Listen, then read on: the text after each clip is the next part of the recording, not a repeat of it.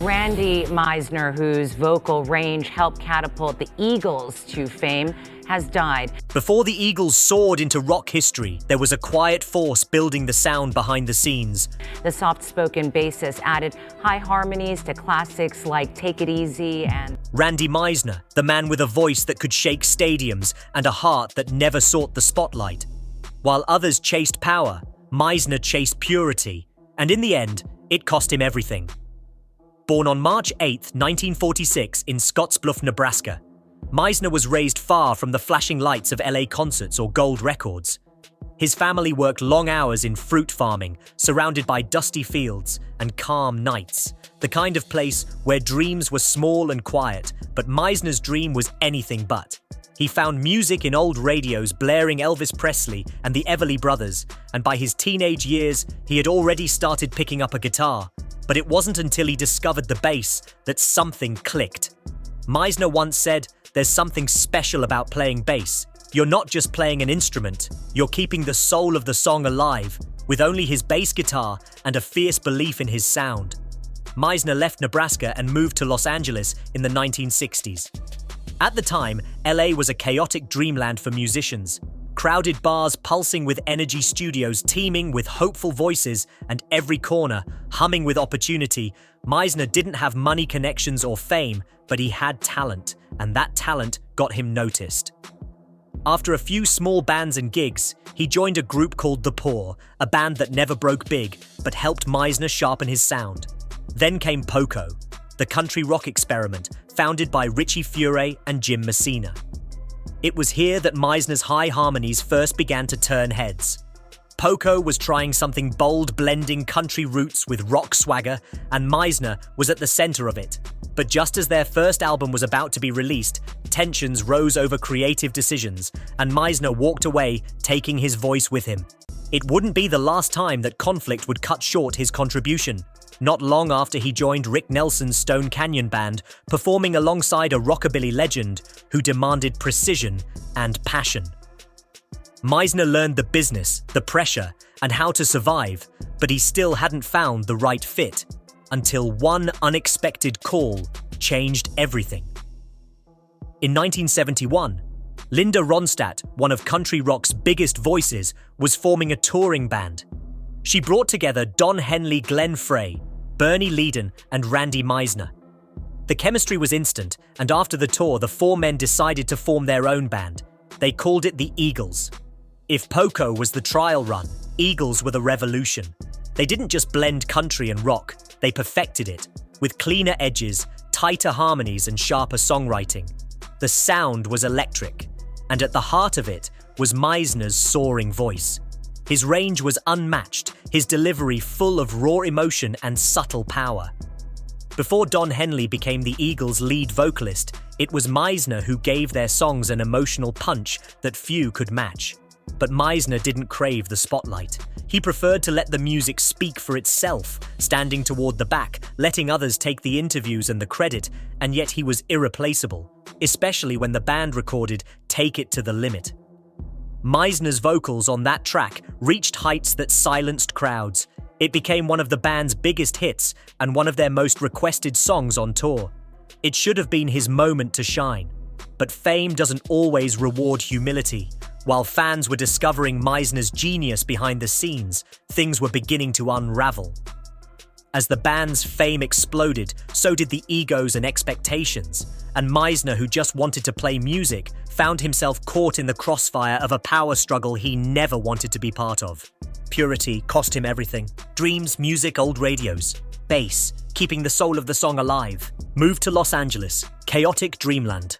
Talent got him noticed. Poco, high harmonies. Tensions rose over creative decisions. Rockabilly legend, precision and passion. Unexpected call, Linda Ronstadt. Forming a touring band, chemistry, cleaner edges, perfected sound. Meisner's soaring voice. Emotional punch, take it to the limit. Fame doesn't always reward humility. Power struggle, caught in the crossfire. On the outside, the Eagles looked like the picture of success, chart-topping albums, sold-out stadiums, and legendary performances. But inside, the band pressure was building, and the cracks were starting to show. Randy Meisner was never the type to fight for power. Glenn Frey and Don Henley were different. Frey was sharp, confident, and driven to lead. Henley was meticulous, strategic, and focused on perfection. Together they steered the band's direction while Meisner quietly followed along, contributing deeply but rarely speaking up.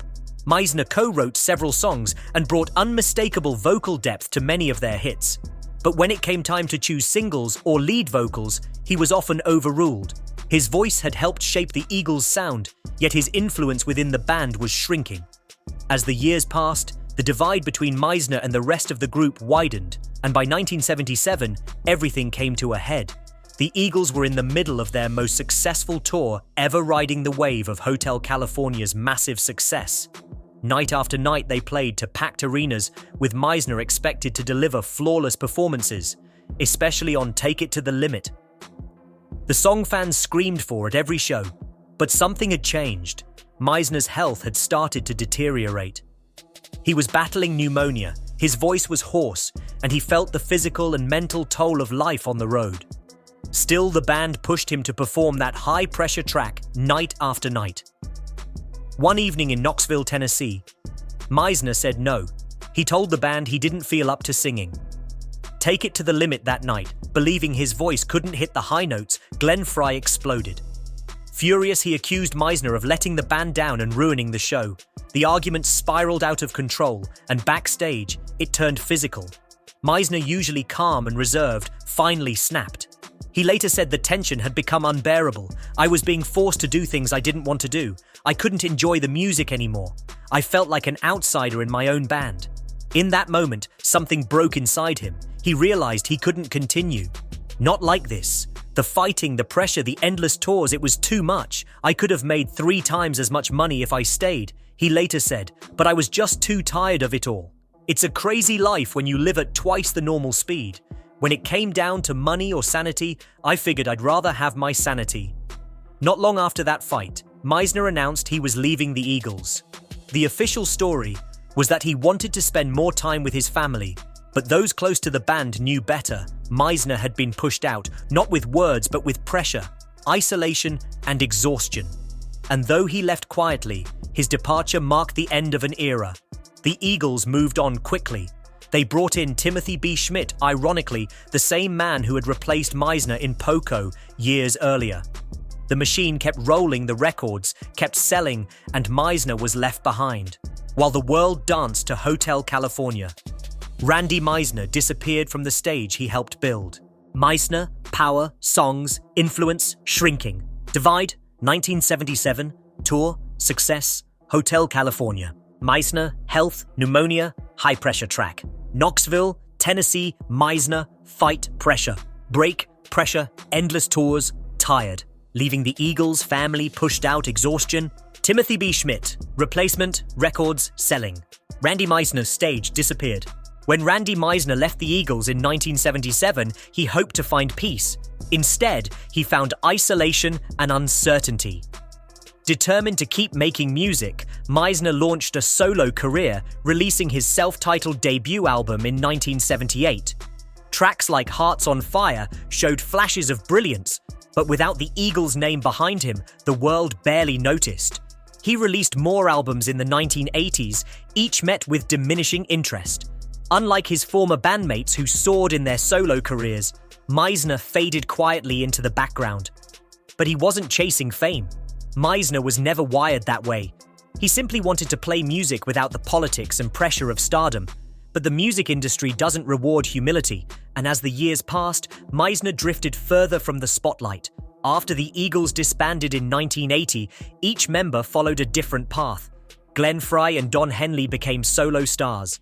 Joe Walsh stayed visible on the rock scene, but Meisner didn't have the backing, the managers, or the drive to compete. He began to withdraw, rarely making public appearances and quietly slipping into obscurity. By the 1990s, the Eagles shocked the world by reuniting for the Hell Freezes over tour fans, expected to see Meisner return alongside the original lineup, but he wasn't there. When asked about it, Meisner claimed he was never officially invited. Rumors swirled. Some said he declined for health reasons. Others believed old tensions kept him out. Whatever the truth, his absence was unmistakable. Another chapter of Eagles history written without him, and things only got worse. As time went on, Meisner struggled with severe bipolar disorder and chronic alcoholism. The cheerful musician, once known for his soaring vocals, now battled darkness and despair. He disappeared from stages, from studios, and eventually from everyday life. In 1996, he married Lana, a woman who brought moments of peace into his chaotic world. Friends said she was his anchor, helping him stay grounded during difficult times. But their relationship was not without turmoil, especially when Meisner's drinking spiraled out of control. By 2015, his condition had become so concerning that a court placed him under medical supervision to protect his safety. Still, despite the challenges, Lana remained by his side until tragedy struck. In 2016, the unthinkable happened. Lana Meisner died in their home from a gunshot wound. The official report said it was an accident, that she had been trying to retrieve a gun from a closet when it discharged. But almost immediately, the incident stirred controversy. Authorities questioned Meisner's mental state at the time, raising fears he might have played an unintentional role. Although police ruled it a freak accident, the whispers never stopped. A former Eagle's life shattered by sorrow. After Lana's death, Meisner vanished completely. He stopped doing interviews, refused public appearances, and cut ties with nearly everyone.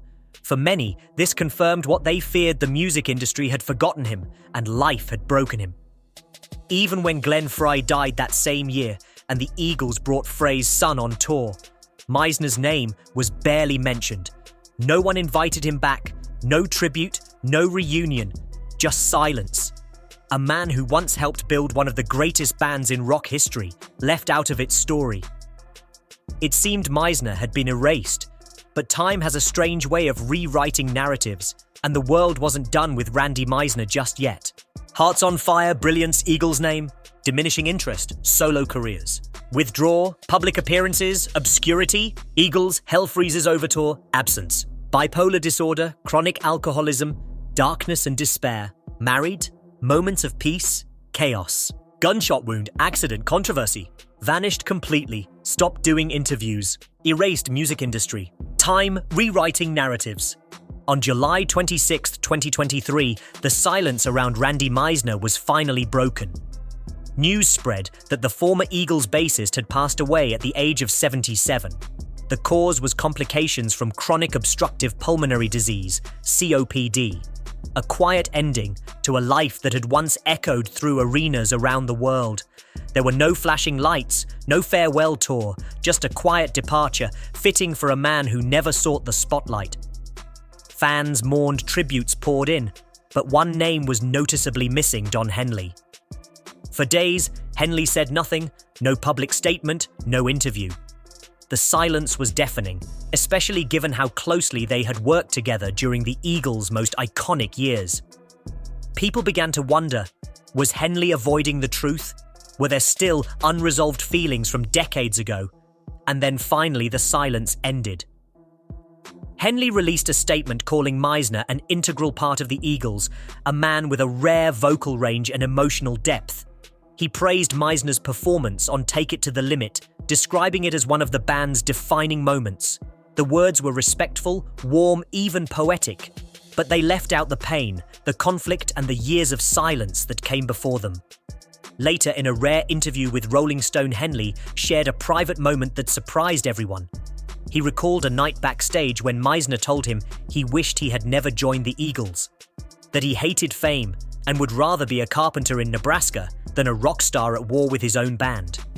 It was a moment of raw honesty from a man who had never felt truly comfortable in the spotlight. Henley didn't mention the backstage fights, the pressure Meisner endured, or how he had been shut out of reunions and tours. There was no apology, no acknowledgement of the role the band may have played in Meisner's downfall, but there was something else, something that felt like quiet regret. In that simple memory, Henley admitted that Meisner had suffered and that he had known it all along. After Henley spoke, other band members followed. Joe Walsh remembered Meisner as a true artist with a beautiful voice.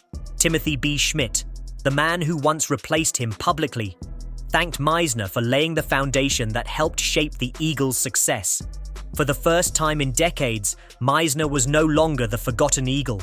He was being remembered, honored, even cherished by those who had once moved on without him. Fans revisited his performances, especially Take It to the Limit, now seen through a new lens, not just as a song, but as a symbol of Meisner's legacy. The pain in his voice, the control, the vulnerability, it all meant something more now. It was the cry of a man who gave everything he had to the music and asked for nothing in return. While the Eagles continued to tour without him, while fame passed him by, Meisner's voice never faded. The recordings remained untouched by time, still echoing in car radios, concert halls, and memories around the world. Randy Meisner may not have been the face of the Eagles, but he was its heartbeat. And that quiet strength is exactly why fans never forgot him. He didn't demand attention. He earned respect, not through dominance, but through depth. And in the end, that's what endured. Decades after he stepped away from the stage, his songs still pull at hearts, his voice still lifts spirits, and his name finally takes its rightful place in rock history. Randy Meisner didn't just help build the Eagles, he gave them soul. And now with the final chapter written, the world is finally listening to what he left behind. Fans mourned tributes, absence of Don Henley. Don Henley's statement, integral part of the Eagles. Backstage moment, Meisner's honesty, regret. Band members, remembering Meisner, honored. Fans revisit performances, legacy. Meisner's voice, enduring rock history. Soul of the Eagles, final chapter.